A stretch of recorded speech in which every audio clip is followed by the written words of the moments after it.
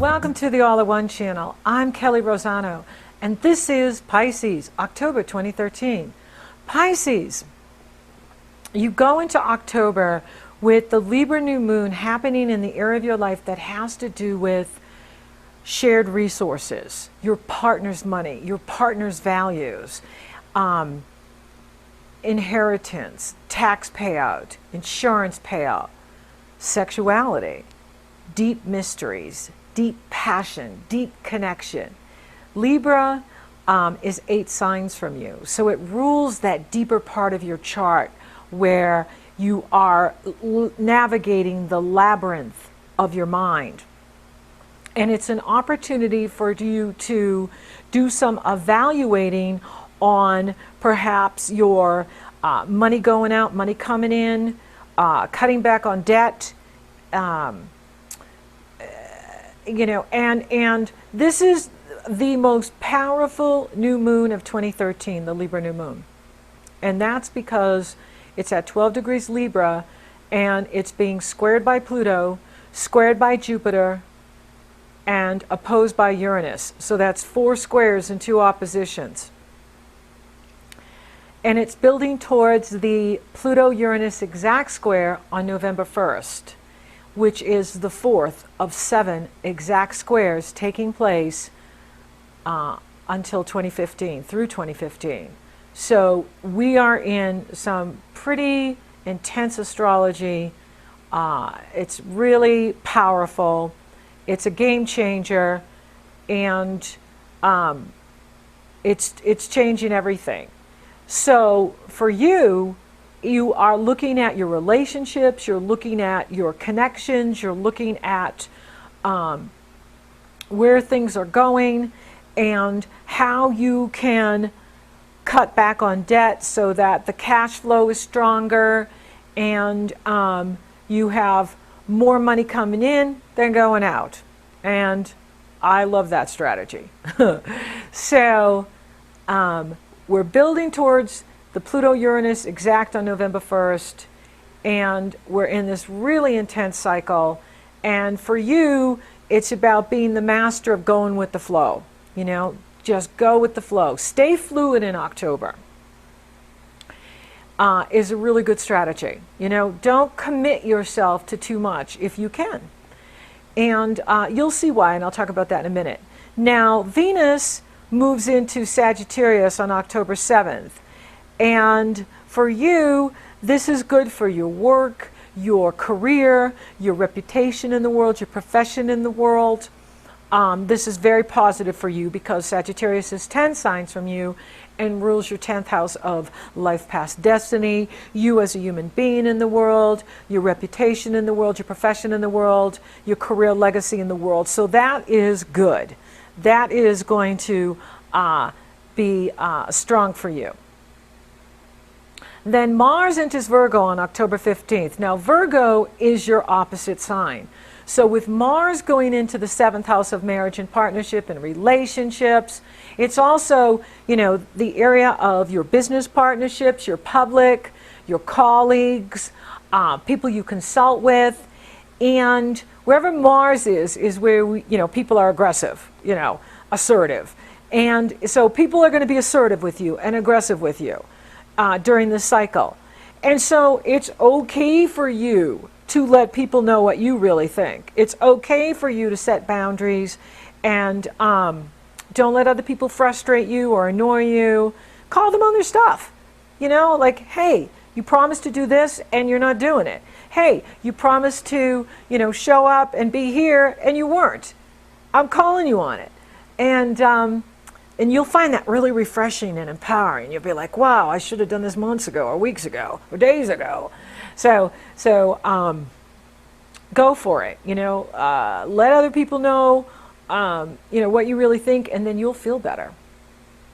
And that's what it's about. Now we have the Aries lunar eclipse on October 18th. And this is happening for you in the financial areas. This is if people have a Pisces ascendant. If you don't have a Pisces ascendant, you want to go and watch the podcast or listen to the podcast that has your ascendant. Because when I do these, I'm taking the sun to the ascendant, which means I'm assuming you have a Pisces ascendant. It still affects you because Libra is 8 signs from you and Aries is 2 signs from you. So you will still feel this effect and what I'm about to say. But it is always good to follow your ascendant as well, whatever that is, because it can be different than Pisces. There's a million variations. I can't go into all of them. I mean, if you include the intercepts too, there's another million. So there's a million different variations. And this is very good what I do, but the solar astrology, but it is taking the sun to the ascendant, assuming the sun is the same as the ascendant. So for people with a Pisces ascendant, this is right on. Okay, so you've got the Aries lunar eclipse, which means we are now moving into the territory where the eclipses starting now and into 2014 are going to start shifting from Scorpio, Taurus to Aries, Libra. And the same with the nodes, the north and the south node. The north node is going to move from Scorpio to Libra. They actually move in reverse, like the ecliptic. I can't talk today. And so, so the north and the south node are going to be in 2014 moving from Scorpio to Libra, Aries. Now, this is the first in a series of several eclipses that will take place in 2014 and 2015. This Aries lunar eclipse on October 18th, happening for you in the area of your money, your talents, gifts, and abilities, your investments, your resources, your self-worth, your self-respect, your self-appreciation. Jupiter is squaring the Aries lunar eclipse, but I like it because here's why. Pluto and Uranus is not touching it. And Jupiter, even though it's squaring, it makes everything feel good. So this is going to be a very positive, uplifting lunar energy, lunar eclipse. Eclipses are the most powerful transit you can experience. So they end things and begin things. You have Jupiter moving through the love area, the true love area, the love you give to others, creative self-expression, self-confidence. So for you, you're going to be looking at your return on investment. You're going to be looking at, I put my energy into this relationship, what am I getting back? I put my energy into this project, what am I getting back? I'm putting my money, time, and energy into this job, this business, what am I getting back? And this is good because it's good for you to evaluate your return on investment. This is a big theme for you in October. You're really looking at your relationships and your finances and how you can leverage your income, your resources to create more wealth. Then on October 21st through November 10th, Mercury retrogrades. Now, I usually don't like Mercury retrograde, but I like this one. And here's why. We are having so much crap thrown at us by the government, by the media. Oh, we got to bomb Syria. Oh, we've got this big bad wolf over here. We got to blah, blah, blah. And all of it's lie, lie, lie, lie, lie. Well, Scorpio is the detective of the universe, of the astrology. Scorpio is the CIA of astrology. So with Mercury retrograde in Scorpio, the truth is going to continue to come out. More truth is going to come out and be revealed. And that's good for all of us. So with Mercury retrograding in Scorpio, for you, Scorpio is a sister sign. It harmonizes with you. You're going to be the master of going with the flow because you are going to be so psychic and so intuitive in October and November. You're going to see right through the bullshit. Sorry for my French. But you are going to see right through the bull caca, the bull crappy that's being thrown right now, and especially with this Pluto-Uranus going exact on November 1st. And then we have another eclipse on November 3rd in Scorpio. But again, it's a sister sign. It pours positive energy into your sun in Pisces, into your ascendant Pisces, into your moon in Pisces, whatever planet you have in Pisces. Scorpio is a sister sign. It lifts you up. It empowers you. It strengthens you. It gives you that third eye vision. Okay? Scorpio rules the third eye, all-seeing eye of God. And you can get in there and know the truth of what this person is doing, what's really going on. And that way you can strategize better your choices, your decisions, where to put your money, what to do next. And so I like the Mercury retrograde in Scorpio. I think it's very helpful. And I think it's a good time to not do anything. So in other words, up until October 21st, make major decisions if you need to. Buy a business, sell a business, get married, move, relocate, do what you've got to do. But October 21st through November 10th, don't make any major decisions if you can. Now, if you go to my website, my Kelley Rosano homepage, in the left-hand column, there's a link, Navigating Mercury Retrograde. The link is below as well. And, just read that so that you can see the do's and don'ts of Mercury retrograde. And with Mercury in this area of your chart, you're going to be getting a lot of wisdom, a lot of truth coming for you, a lot of future vision, a lot of expansion of consciousness. And you may even be rethinking some of your beliefs even, because Saturn is going to conjunct Mercury on the 29th. First, the sun goes in on the 23rd. And again, with the sun moving into Scorpio, you're coming into a really powerful time, Pisces. A strong time, a very insightful time, a very intuitive time, where you're in the right place at the right time and you're making those right decisions. If you especially chill during that Mercury retrograde, because all the facts aren't in. And Mercury's going to be revealing a lot of truth to you about your relationships, about your finances, about your business, about your job, about where you're working. And you want that information.